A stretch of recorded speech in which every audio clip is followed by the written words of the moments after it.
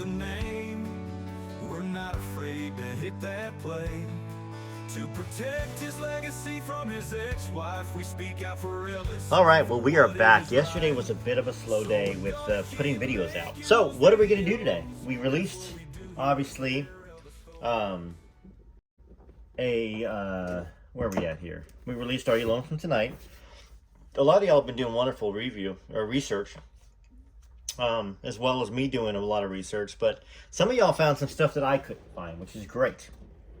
We're just trying to find and document the possibility that this may have occurred. We can't, you and I are never going to have something exact. The only exact we're going to have is if the Presleys give DNA. If something can be tested against Elvis's DNA versus Desiree, that's the true indication right there.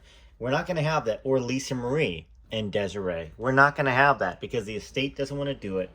I don't think Riley wants to do it. I don't think, certainly Priscilla, not that she's in charge anymore, but she didn't want to do it in the 80s, 90s, 2000s, 2010s when she was in charge.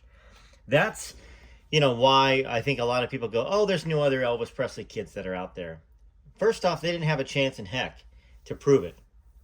And I'm pretty sure there's no actual DNA in the system that are Presley's. Now, if Billy Smith is given some DNA, then there certainly could be perhaps a way to do some matching. But I don't know if he has, and I don't think he has. It's just he's of the age generation. Now, if his grandchild does, or Danny does, you're getting even further away from Elvis.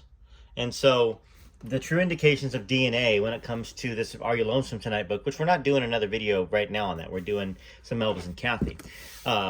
We're doing From Here to the Great Unknown. I forgot where I was at in my mind. We did Elvis and Kathy yesterday and Are You Lonesome Tonight yesterday. So let's just get to the reading, okay? Thank you for those that have been reading along with me and watching all the video. It's been pretty amazing. I'm seeing the average watch time go up for these videos, especially Are You Lonesome Tonight? It's actually getting more watch time than Elvis and Kathy. Elvis and Kathy's dipped a little bit. You still watch this, but you're watching more of each video for the Are You Lonesome Tonight? And From Here to the Great Unknown, we all want to know about Lisa and her life. Very sad so far what we've had to read about her life with her mom. And Priscilla just released some statement, or it came out on Radar Online or something, that she's very distraught, very disturbed. So her little peeping eyeballs must have finally read the book. Come on. I mean, who jumps on stage for a daughter's book release, jokes around like a moron, like she did, without preparing yourself? That just shows her lack of intelligence, lack of sensitivity, and it goes right along with what Lisa says. So let's go along with it. So we this last reading of this book, Lisa unfortunately saw her daddy be wheeled out. The whole funeral was played out in here. Then her mom sent her to a camp afterwards. Those kids were talking about seeing Elvis's dead body. And she's like, no, you didn't. We were there. I was there. I'm his daughter. So that's where we're at right now. Okay? So thanks to those leaving a super thanks. Thanks for watching the video all the way through. The likes, the sharing them to Elvis pages. Thanks for being part of this community. And without further ado, let us do it. After camp, my mom wanted me in a good school. So she put me in a ritzy one in Los Angeles. Everyone had a famous father and mother, and I wasn't into that at all. Then my mom got a French boyfriend and became obsessed with being French. So she put me in a French school and made me do effing French lessons. I wanted my other life back. I always wanted to go to Memphis. I wanted to make sure that I could go to Memphis, and that's what she used to sometimes threaten me. You're not going to be able to go to Memphis if you don't blah, blah, blah. And that would really upset me. But I would do whatever I needed to do, and she knew it meant everything to me. I kept my watch on Memphis time. She did allow me to go every Christmas, Easter, and summertime. I'd stay with Patsy, who was a mother figure to me. Let's stop for a second. What mother sends her daughter off? I know why she was doing it. She was having fun drinking, doing drugs, you know, cavorting out there, having her relationships, and trying to further her career as a model and an actress. That's the type of mother Priscilla was. Any Priscilla fan listening to that, y'all need to know that. That's first and foremost. Priscilla came first. Lisa wasn't even second. She was probably fourth or fifth on the list after cocaine, after, her men, and acting and modeling. And then maybe after Priscilla feeling sorry for herself that the world wasn't given to her on a silver platter 24/7. All right, so Lisa would stay with Patsy, who was a mother figure to me, and I would hang out with her and her kids. It meant so much to be part of that family. Every Sunday was cleaning day, and we'd watch movies, eat biscuits and gravy, biscuits and sausage, drink giant bottles of Pepsi, and go to the video store, or go to Graceland for the night. My aunt still lived there for several years after my dad died. I would go and sleep over there while she was still alive. Now, the kitchen wasn't open yet to the public. I'd stay in the room right off it. Upstairs was locked. I could go up there, but I had to come back down. I don't know why. Maybe because his room was up there. I think there was a lot of conversations going on about what to do with the upstairs to keep it preserved, but Vernon and my mom decided I wasn't allowed back into my room.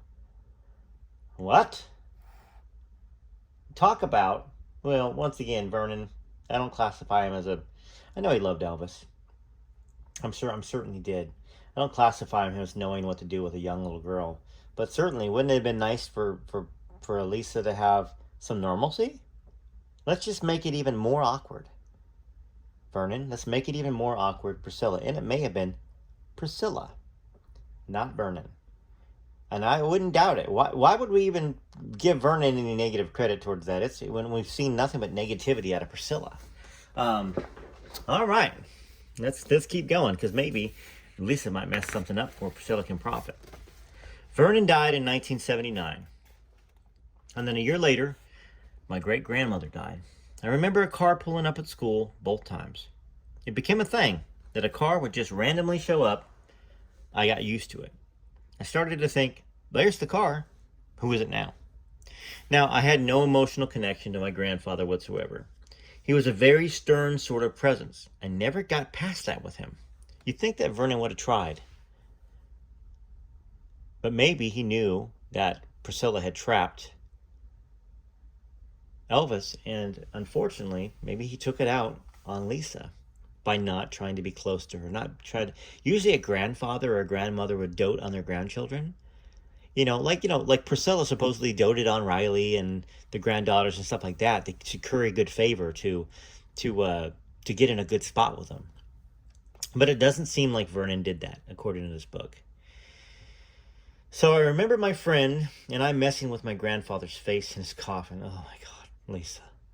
Very honest, huh? When we were in there alone. Now that's not something I want to say lightly, because I know it's truly horrific. There were stitches on him. I didn't understand why then, but I guess they had to open him up and let the body drain. I was becoming numb to everything.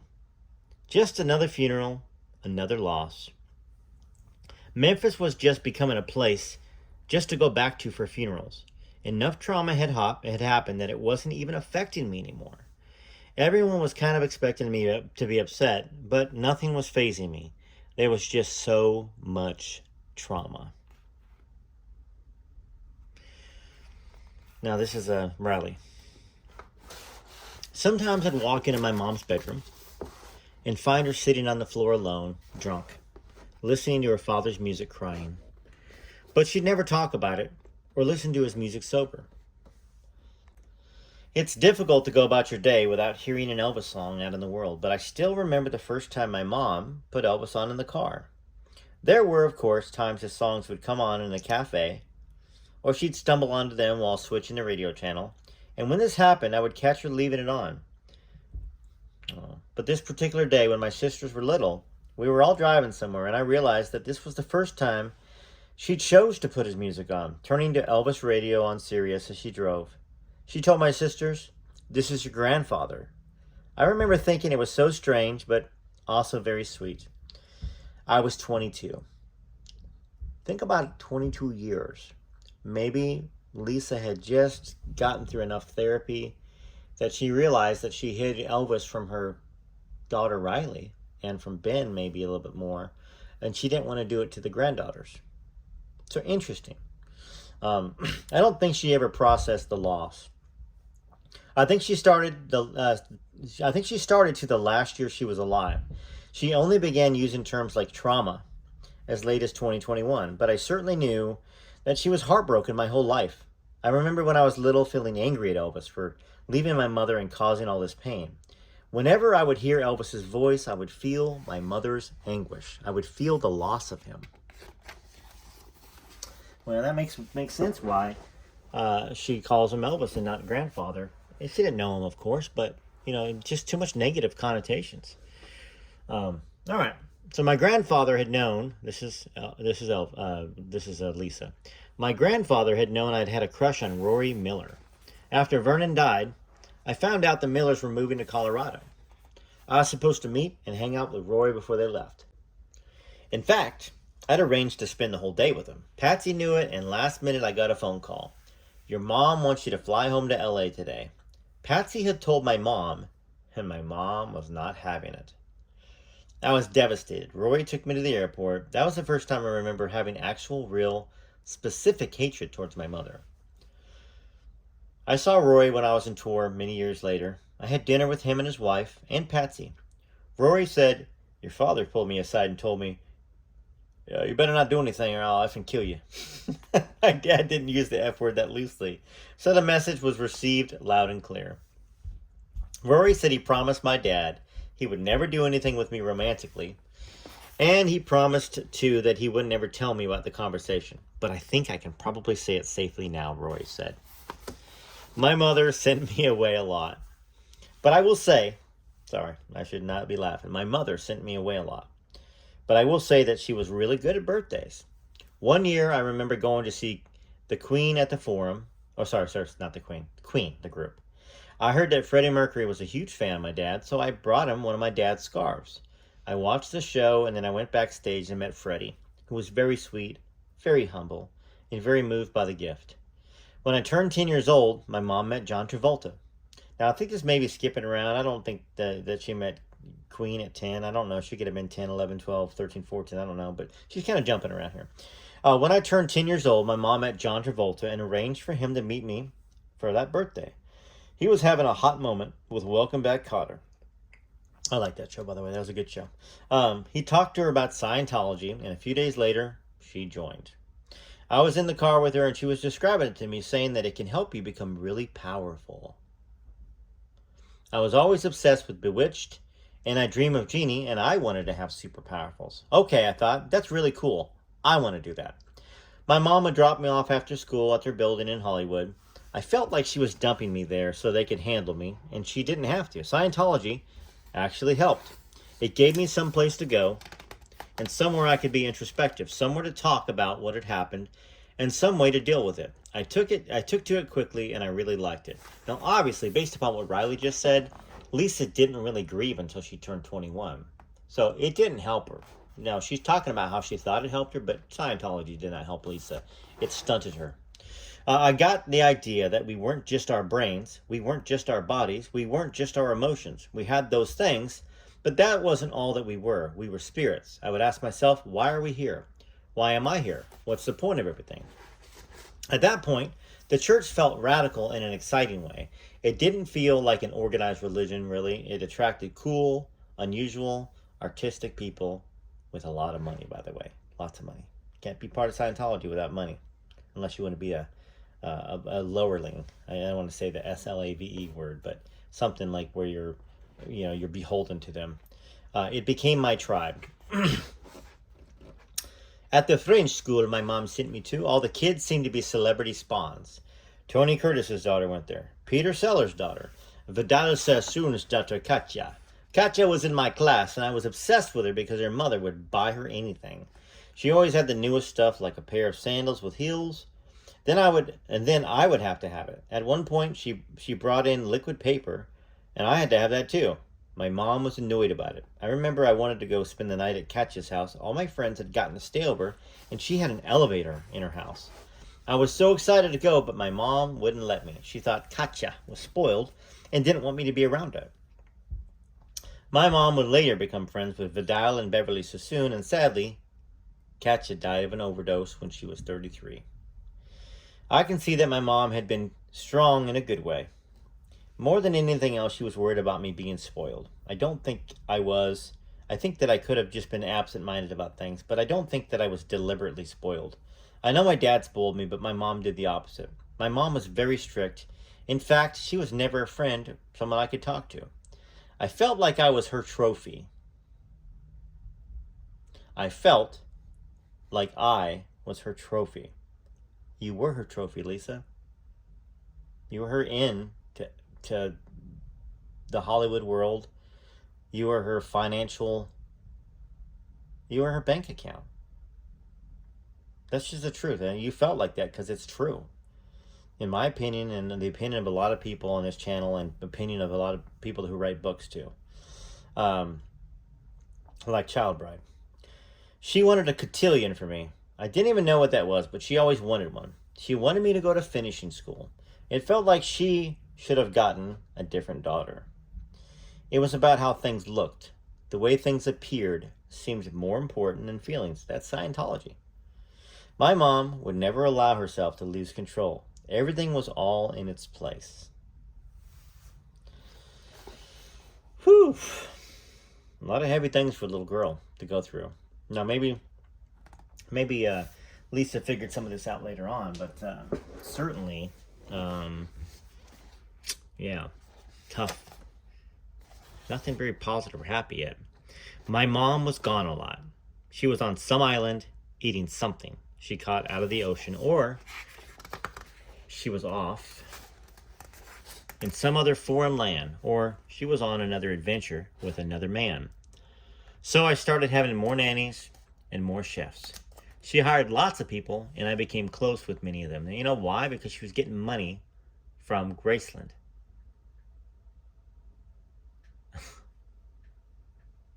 Tapping the cash cow. I felt safest when my aunt and uncle, Michelle and Gary, lived in our house with us. At the time, we had a long hallway. My room was near the end of it, and Michelle and Gary's room was all the way at the end. Now, once again, I say that with just my opinion. I mean, and what I see in other books. You know, do I know exactly how Priscilla felt? I don't. I'm just speculating based upon what Lisa's saying. So, at the time, we had a long hallway. My room was near the end of it, and Michelle and Gary's room was all the way at the end. That hallway would terrify me at night, but when they were there, I felt better. Michelle and Gary were the only two I could really talk to. When my mom was away, I could have a friend over, and that was always my saving grace. But I didn't have an easy time making friends, and I still don't. Maybe they thought I was a spoiled brat, when in fact, I was just terrified. There I was in some ritzy, posh schools with all of these celebrity kids, and everyone speaking French, and traveling the world, and studying like crazy because they want to be the best. I just wasn't into that. I was terribly insecure, frightened, scared, you name it. People wouldn't make friends with me, or they'd get competitive, whose parents were richer, who had the bigger house. And that still happens. And people think that I'm a bitch because, unfortunately, I have my mom's chili thing. I was falling behind in every subject. I would lock myself in my room and listen to my records. Music, always, always, always. Okay. I think that's where we get to stop. I'll read some more, but you know, it's just something to think about. I mean, we're reliving right now Lisa's traumas, some of her joys, but a lot of traumas, and we're getting to see why she grew up to be the woman that she grew up to be. And I think it's important that Lisa, her voice is heard, and her daughter, regardless of maybe still being in Scientology, maybe having a relationship with Priscilla, her daughter made sure it happened. So I've got to applaud Riley for that. All right, well, thanks for watching another episode at Rare Elvis Photos here. And yeah, TCB TLC, as usual, I'll play some music for y'all to leave some comments. And y'all write some great ones. You guys are writing some very long comments, very well thought out comments.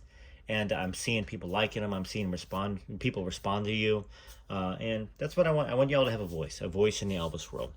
Enjoy From Here to the Great Unknown and a couple other songs that I wrote and recorded while you leave your comments.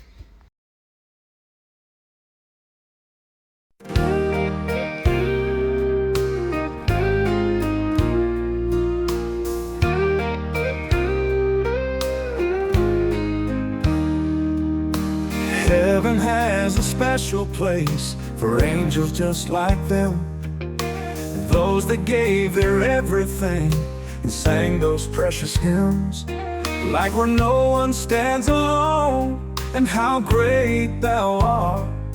Sure they were less than perfect, but that they shared a giving heart. From here to the great unknown, they found a way into our hearts and homes.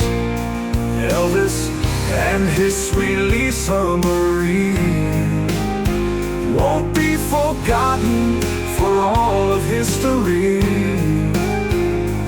They have gone where no one stands alone, from here to the great unknown. One was born in 1935, as poor could be. The other born in 68 to music royalty. From here to the great unknown, they found a way into our hearts and homes. Elvis and his sweet Lisa Marie won't be forgotten for all of history. They have gone where no one stands alone, from here to the great unknown. One was born in 1935, as poor could be. The other born in 68 to music royalty. From here to the great unknown, they found a way into our hearts and homes. Elvis and his sweet Lisa Marie won't be forgotten for all of history. They have gone where no one stands alone, from here to the great unknown. No one stands alone, from here to the great unknown.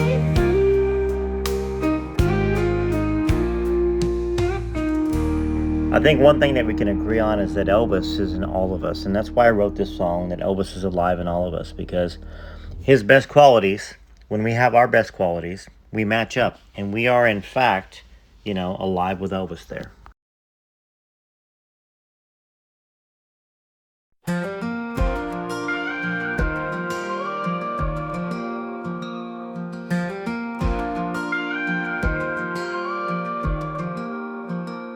I'm in a blue suede dream tonight, and feel the rhythm come alive. My heart beats to every Elvis song. On my turntable I turn on. Hound dog echoes in my veins, jailhouse rocking through the years. We're all the part of him that red remains, as we wipe away our tears. We say thank you to the mailman, say our grace and our amens.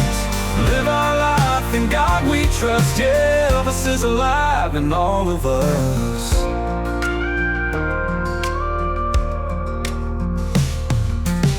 Feel the tremor in the night, guitar strings start to hum. And the stars up there so big and bright, as Elvis starts to strum. We say thank you to the mailman, say our grace and our amens. Live our life in God we trust. Yeah, Elvis is alive in all of us.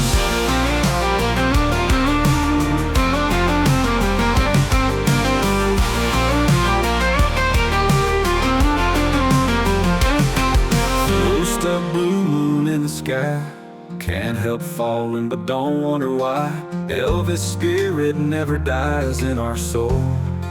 For all our lives, we say thank you to the mailman. Say our grace and our amens. Live our life in God we trust. Yeah, Elvis is alive in all of us. Yeah, Elvis is alive in all of us.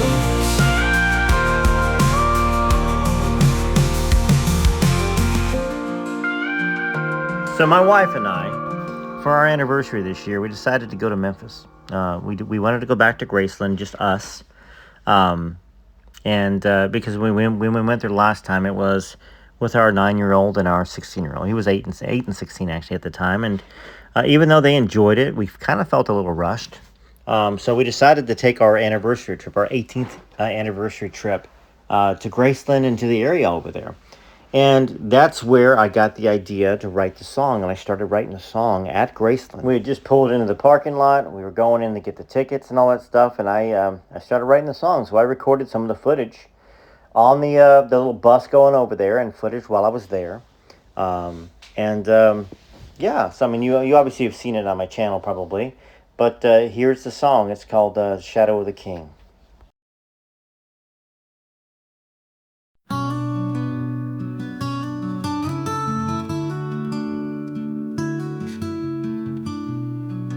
The shadow of the king still haunts the Memphis night in the dimming southern light.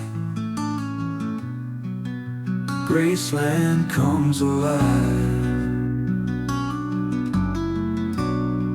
He walks those southern halls, his footsteps fall and fall, until those gates up front swing wide and bring his fans inside. Elvis looks out, smiles down at the crowd, from his window way up high at Graceland, watching time go by, watching over us all, day after day, night after night.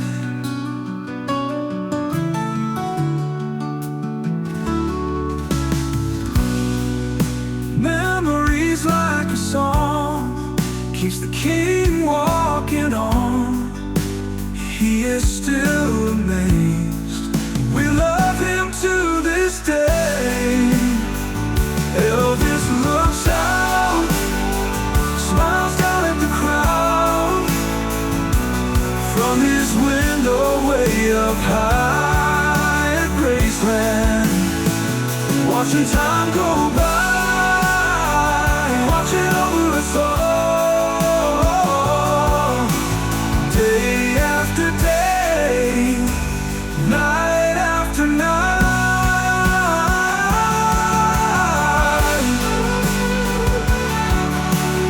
Memories like a song keeps the king walking on. He's still amazed. We love him to this day. Elvis looks out, smiles down at the crowd, from his window way up high at Graceland, watching time go by, watching over us all,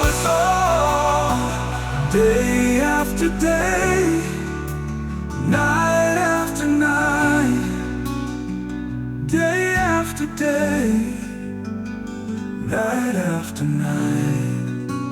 And obviously we know that Elvis did give his life for his fans. He loved us. We were his first love. Now Lisa, of course, I think would be his first love, but Elvis certainly never stopped giving to us, just like he never stopped giving to his daughter.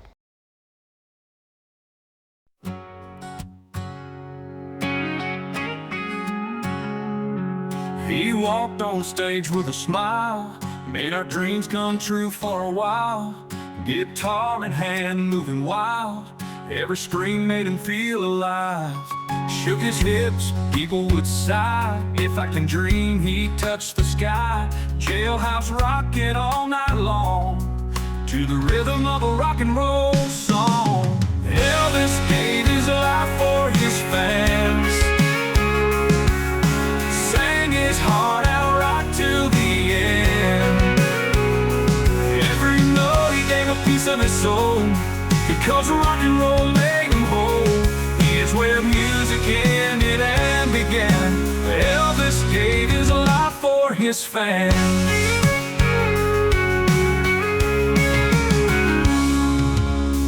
Long nights on the road, legends told, stories unfold.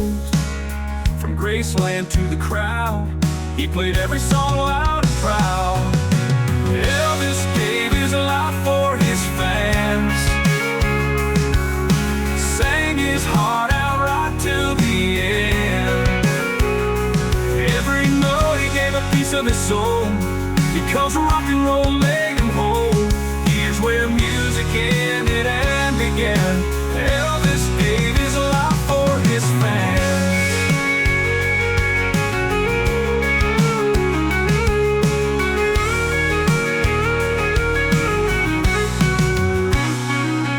He shined like the brightest star. Love for that music took him far.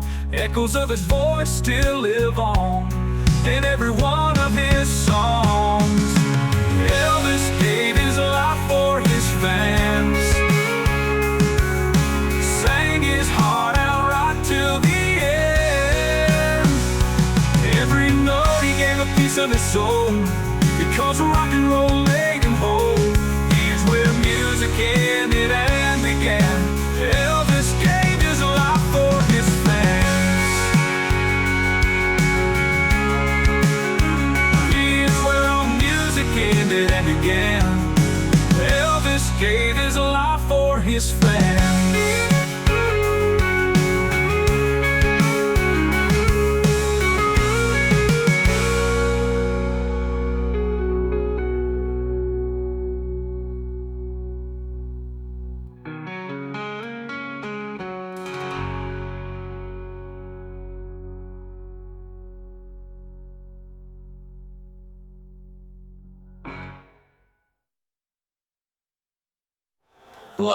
Real so much rock and roll song. He was like a piece of his soul, because rock and roll made him whole. Here's where music ended and began. Elvis gave his life for his fans.